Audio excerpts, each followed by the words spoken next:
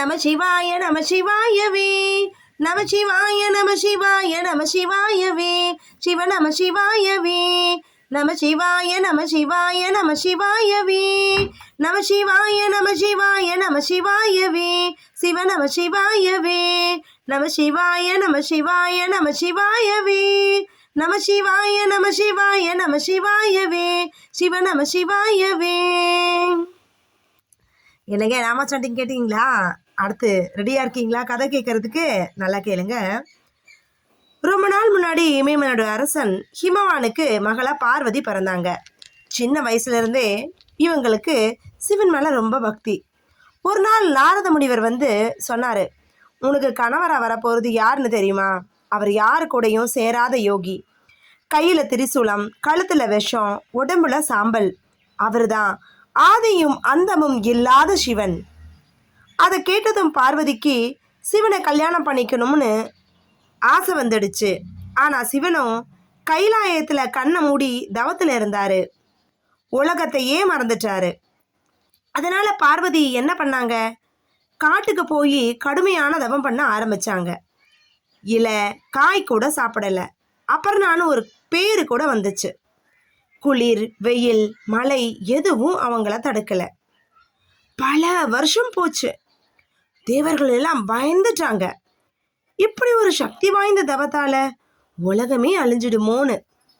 அப்போதான் சிவன் கண்ணை திறந்தாரு.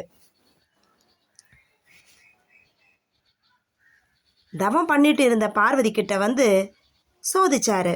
நான் ஒரு சாதாரண யோகி, என்கிட்ட எதுவும் இல்லை, ஏன் என்னையே நினைக்கிறேன்னு கேட்டாரு.